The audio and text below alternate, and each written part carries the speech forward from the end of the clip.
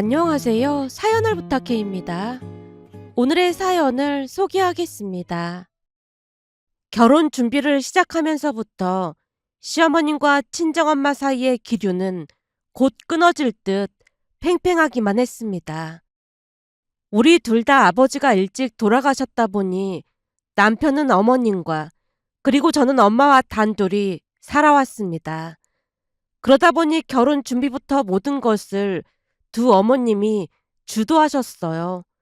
우리의 결혼식이었지만 자연스럽게 모든 결정권이 두 분에게 집중되면서 처음부터 은근한 기싸움이 시작되었습니다. 첫 만남부터 뭔가 묘한 기운이 흘렀는데요. 상견례를 하는 내내 두 분의 눈빛에서 주도권을 잡아야겠다는 의지가 강하게 느껴졌다고 해야 할까요? 결혼식장은 어디로 하면 될까요? 제가 눈치를 보며 조심스럽게 꺼낸 말에 시어머님이 입을 열었어요. 결혼식장은 우리 집에서 가까운 곳으로 했으면 좋겠습니다. 애들 아빠가 일찍 세상을 떠나긴 했지만 제가 발이 워낙 넓다 보니 손님이 많을 것 같아서요. 사돈, 우리도 손님이 없는 편이 아닌데 그건 아닌 것 같습니다. 여기 상견례 장소도 사돈댁에서 가까운 곳으로 배려해드렸는데 우리만 마냥 양보할 수 없는 노릇 아니겠습니까? 엄마의 말에 시어머님 얼굴이 울그락불그락해진 채 단숨에 물을 들이켰기에 제가 엄마 귀에 조용히 속삭였습니다. 엄마, 우리 손님 얼마 있지도 않은데 왜 거짓말을 하고 그래? 없긴 왜 없어? 올 사람 많거든? 순간 엄마가 이성을 잃고 버럭 외치는 모습에 분위기가 더욱 싸늘해졌습니다. 결국 남편이 나서서 중재를 했어요. 저기 결혼식장을 그냥 중간 지점에 잡는 건 어떨까요? 그럼 공평할 것 같은데요. 맞네. 그러면 되겠네. 반가운 마음에 제가 손뼉까지 치며 환하게 웃었지만 두 분이 미간을 잔뜩 찌푸린 채 못마땅한 표정만 지을 뿐이었습니다. 하지만 남편의 설득으로 중간 지점에 있는 결혼식장으로 예약하기로 했는데요. 그건 그저 빙산의 일각이었다고 해야 할까요? 그 이후로도 모든 것이 줄다리기였습니다. 사소한 것 하나하나 딴지를 걸며 피곤하게 했거든요.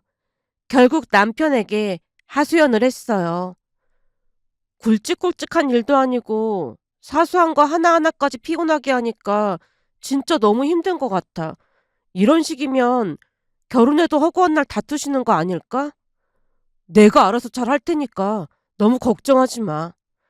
내가 볼 때는 점점 심해질 것 같은데 중재가 될지 모르겠어.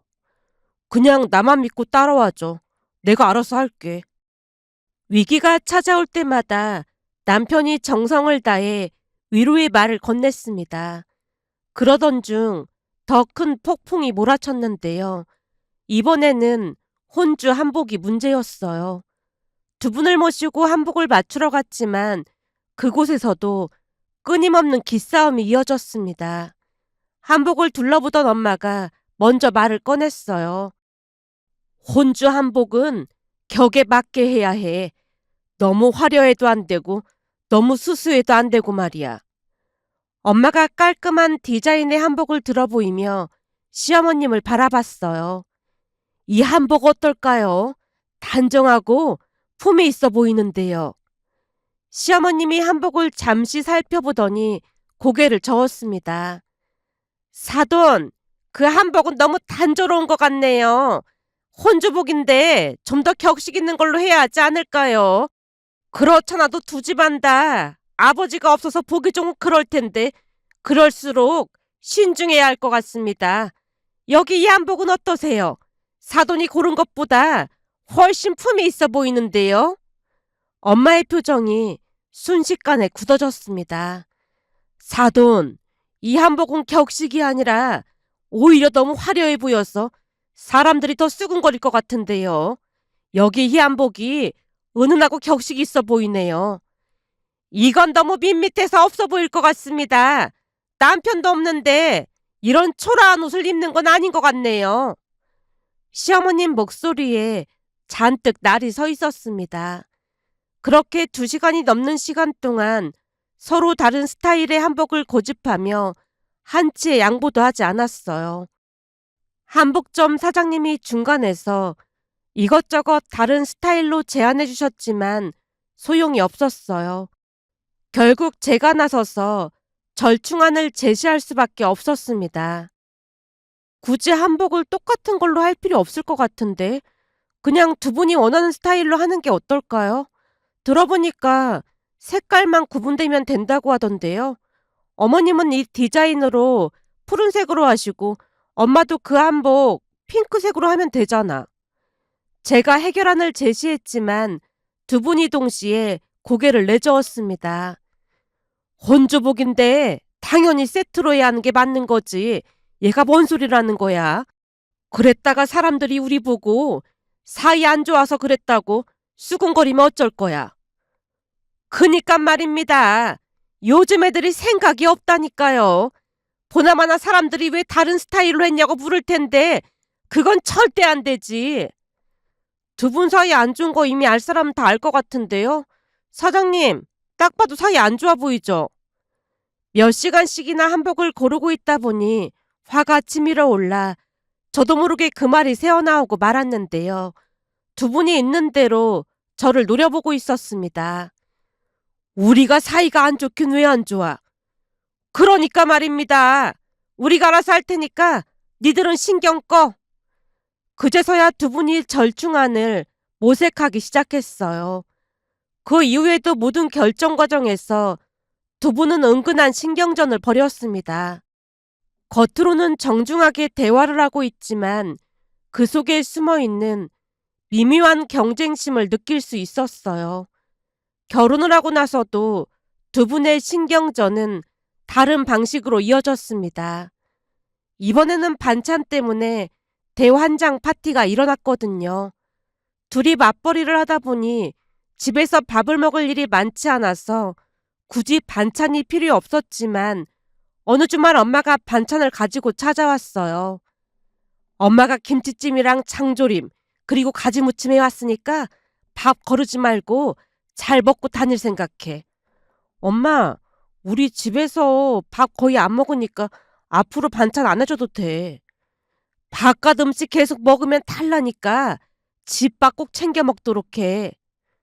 그런데 문제는 그 다음날 초인종이 울려서 봤더니 시어머님이 서 계셨어요.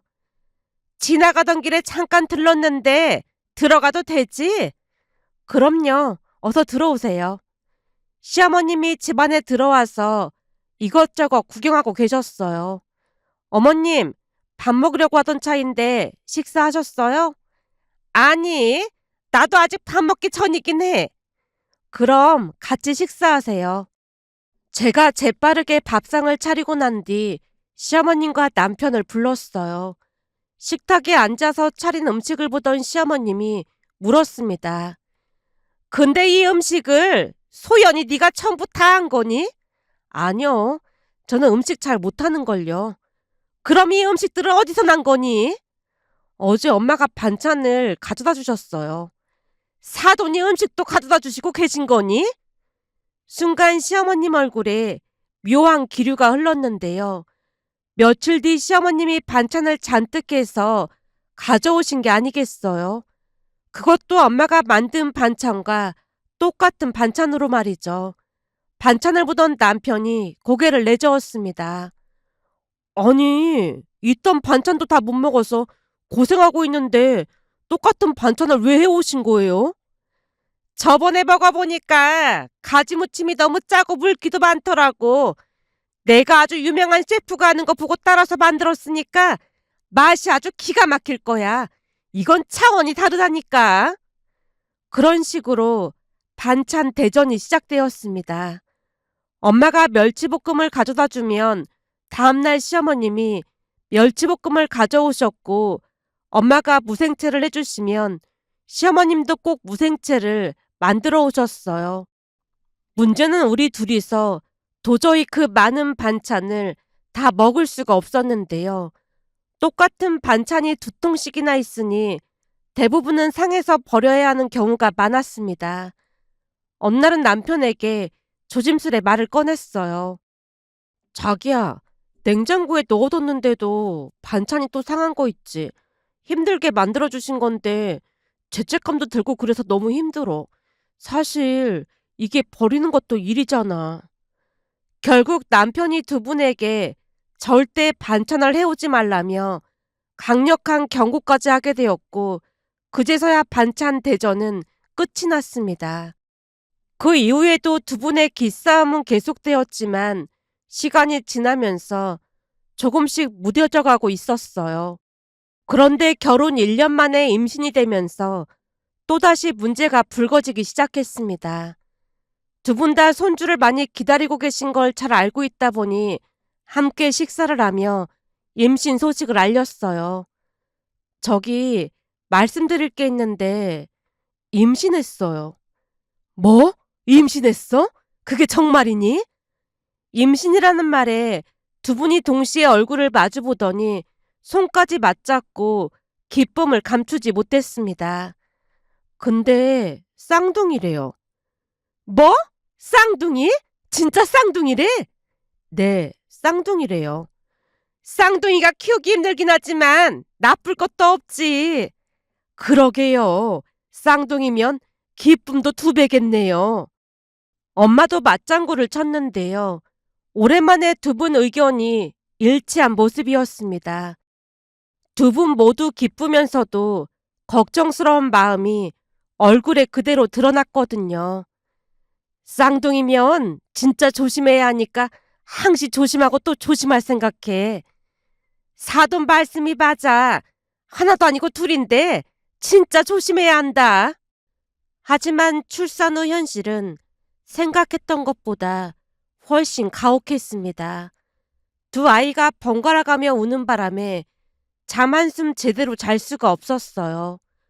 자기야, 이대로는 정말 안 되겠어. 도움이 필요해. 남편과 저 둘만으로는 도저히 감당이 되지 않았어요. 한 아이가 잠들면 다른 아이가 깨는 무한 반복이었거든요. 결국 제가 큰 결심을 한 채 말을 꺼냈습니다. 아무래도 엄마한테 도움을 요청해야 할 것 같아. 처음에는 엄마가 와서 도움을 주셨는데요. 그 부분 때문에 시어머님 불만이 이만저만이 아니었지만 그때 당시에는 육아로 인해 지칠 대로 지쳤다 보니 다른 생각을 할 겨를이 없었습니다. 문제는 육아휴직이 끝나고 제가 회사에 복귀해야 하는 시점이 다가왔습니다. 그런데 엄마 혼자서는 쌍둥이를 돌보기 힘드실 것 같았어요. 엄마, 내가 회사 나가면 혼자서 둘을 못 보겠지? 그러게. 혼자서 둘은 힘들 것 같은데 걱정이다. 그러지 말고 이참에 회사를 그만두던지 해야 하는 거 아니니? 그치만 쌍둥이라 돈도 많이 들어갈 거라 회사를 그만두기도 쉽지 않네. 들어보니 회사 그만두면 나중에 다시 취업하기도 힘들다고 하더라고. 몇 날 며칠을 고민만 하고 있자 남편이 조심스레 말을 꺼냈어요. 그럼 내가 엄마한테 한번 부탁해 볼까? 어머님께? 그건 좀 아닌 것 같은데. 육아하다 두 분이 싸우게 되면 더 난감해지지 않을까? 그럼 우리 둘 중에 한 명은 회사를 그만둬야 하잖아. 현재로서는 그 방법밖에 없을 것 같아. 고민 끝에 시어머님께 조심스럽게 도움을 요청할 수밖에 없었습니다. 어머님, 죄송한데 제가 회사에 복귀하게 되면 엄마 혼자서는 쌍둥이를 돌보기 힘드실 것 같아서요. 그렇다고 제가 회사를 그만두면 경제적으로 많이 어려워질 것 같고요. 제가 선뜻 말을 꺼내지 못한 채 빙빙 돌리고 있었지만 시어머님이 기다렸다는 듯 대답했어요. 사돈도 도와드리고 계신데 당연히 나도 도와줘야지. 걱정하지 마라. 사돈이랑 내가 잘 돌볼 테니까. 근데 쌍둥이다 보니까 쉽지 않아서요. 사돈도 하시는데 내가 못할 게 뭐가 있겠어. 결국 시어머님과 엄마가 함께 우리 집에서 쌍둥이를 돌보게 되었습니다. 물론 엄마에게 몇 번이나 신신당부를 했어요. 엄마, 어머님이랑 절대 다투면 안 돼. 알았지? 웬만하면 엄마가 이해 좀 해줘. 만약 두 분 싸워서 나 회사 그만두면 앞으로 우리는 평생 집도 못 사고 전세 살아야 할 수도 있어. 알았어. 나도 최선을 다해볼게. 그이가 어머님께도 잘 말씀드린 모양이야. 그러니까 제발 싸우지 말고 사이좋게 지내줘. 알았다니까. 얼마 뒤 저는 출근을 했고 두 분이 쌍둥이를 돌보게 되었습니다. 그런데 여전히 두 분 사이에 미묘한 신경전이 계속되고 있었어요. 기저귀는 이렇게 채워야 해요. 너무 꽉 조이면 불편해 하더라고요. 엄마가 조심스레 말하자 시어머님이 미간을 찌푸렸습니다. 사돈, 제가 왕년에 베이비시터도 했던 사람입니다. 이런 건 아무것도 아니니까 신경 쓰지 마세요. 그런 식으로 기저귀 채우는 방법부터 분유타는 법, 목욕시키는 법까지 모든 것에서 서로 다른 의견을 내놓으셨어요. 체온계로 온도를 재가며 옥신각신하는 모습을 보면서 중간에서 이러지도 저러지도 못했으니까요. 하지만 아이러니하게도 그런 다툼 속에서도 신기할 정도로 호흡을 맞춰가고 계셨다고 해야 할까요? 어느 날 저녁 집에 들어갔더니 두 분이 함께 앉아서 차를 마시며 대화를 나누고 계셨어요. 아까 쌍둥이가 우리 입에 과자를 넣어줬잖아요. 벌써 이렇게나 컸네요. 그러니까요. 시간이 참 빠르네요. 힘들어도 그럴 때마다 힘이 난다니까요. 맞습니다. 손주 보는 게 힘들긴 해도 방긋방긋 웃어줄 때마다 너무너무 예쁜 거 있죠. 그러게요. 하루하루 너무 예쁘네요.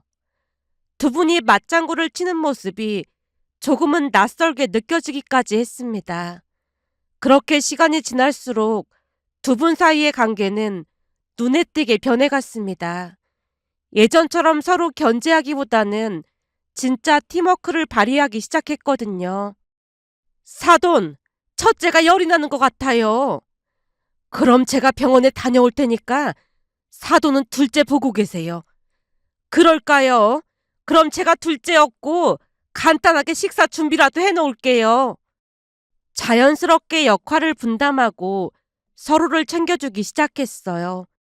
가장 놀라운 변화는 제가 스트레스로 인해 엄마한테 좀 심하게 말했을 때 일어났습니다. 그날 회사에서 정말 힘든 일이 있었는데요. 프로젝트가 꼬이면서 상사한테 혼도 나고 야근까지 하고 집에 갔더니 세탁실에 있던 블라우스를 세탁기에 돌린 것에 화가 치밀어 오르고 말았어요. 엄마, 이 옷은 내가 따로 세탁하려고 바구니에 넣어준 건데 설마 이걸 세탁기에 돌린 거야? 이걸 세탁기 돌리면 줄어든단 말이야. 비싸게 주고 산 건데 못 입게 됐잖아. 네가 따로 말을 안 하길래 난 전혀 몰랐지.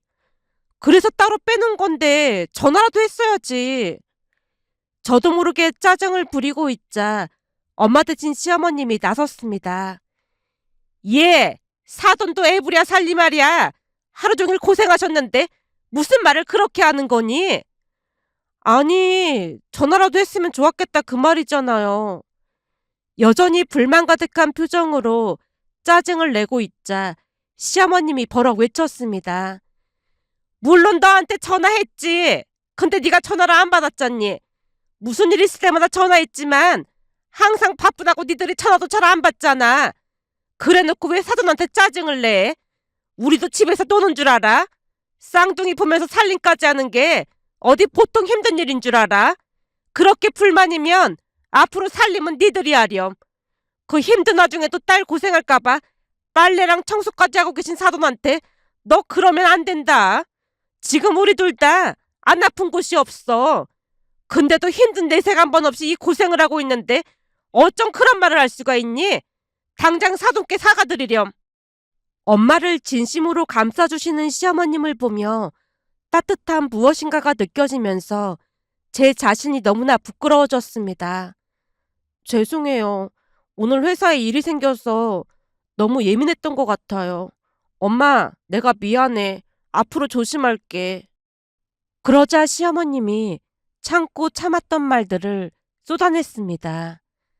말 나온 김에 하는 말인데 바쁜 와중에도 사돈이 너한테 밥 먹었냐고 전화할 때마다 너는 건성으로 대답했지? 맨날 바쁜데 밥 먹었냐는 말을 계속 물어봐서 습관적으로 그랬어요. 니들이 이래서 철이 없다는 거야. 그게 밥 먹었냐고 묻는 말인 줄 알아? 딸을 사랑하는 마음에서 전화한 거잖니. 그런 엄마 마음도 이해 못해. 그리고 저번에 보니까 사돈이 너한테 돈 있냐고 물어보시던데 그것도 네가 걱정돼서 하는 말인데 왜 자꾸 물어보냐면서 짜증냈지. 그 말은 네가 걱정이 된다는 말이잖니. 근데 그렇게 짜증을 내야겠니? 시어머님의 목소리가 점점 높아졌어요. 우리가 니들한테 뭐 크게 바란 게 있니? 그냥 말 한마디 따뜻하게 해줄 수도 있는 거잖아. 그게 그렇게 어려워? 정말 죄송합니다. 제 생각이 짧았어요. 제가 다시 사과를 하자 엄마가 시어머님의 손을 잡으며 감사 인사를 했어요. 역시 제 마음을 알아주는 분은 사돈밖에 없네요. 그럼요. 과부 마음은 과부가 알아준다고 하잖아요. 우리 둘 다 과부인데 제가 사돈 마음을 왜 모르겠어요. 사돈, 우리 앞으로 이렇게 친구처럼 잘 지내봐요. 그날 철저히 엄마 편을 들어주던 시어머님께 큰 감동을 받았다고 해야 할까요? 그 따뜻한 온기가 온 집안에 퍼지고 있었습니다. 그 이후 두 분은 정말 친구처럼 서로를 의지하게 되었어요. 지금은 큰 집으로 이사해서 두 분을 모시고 살게 되었는데요. 두 분이 하루 종일 함께 다니시며 바쁜 나날을 보내고 계신답니다. 사돈, 오늘은 목욕탕 갔다가 시장에 들렀다 올까요? 그럼 시장 간 김에 그 국수랑 꽈배기도 먹고 올까요? 거의 매일같이 하루 일정을 짜고 오랜 친구처럼 어디든 함께 다니고 계시거든요. 얼마 전 휴가철을 맞아 남편과 상의 끝에 해외여행을 보내드렸는데요. 패키지 여행사 직원이 자매냐고 물어봤다면서 배를 움켜잡고 두 분이 박장대소를 했습니다. 그 직원이 우리 보고 자매 같다고 하더라니까. 내가 볼 때 우리가 같은 미용실에서 머리에서 더 그런 것 같아. 식당에서 밥 먹는데 어떤 외국인이 우리 보고 뭐라고 샬라샬라 그러는 거야. 그래서 영어 알아듣는 일행한테 물어봤더니 우리 보고 쌍둥이냐고 했다는 거야. 그래서 봤더니 머리 파마한 것부터 옷 입은 것까지 똑같긴 하더라니까. 그러니 외국인 눈에는 우리가 쌍둥이처럼 보였겠지. 그 외국인이 우리 보고 신기하다면서 사진까지 같이 찍자고 해서 우리가 기꺼이 찍어줬잖니. 알고 보니 우리가 외국에서 먹히는 얼굴이더라니까. 예전에는 상상도 못했던 일이지만 이제는 두 분이 함께 계시는 모습이 너무 자연스럽고 따뜻하답니다.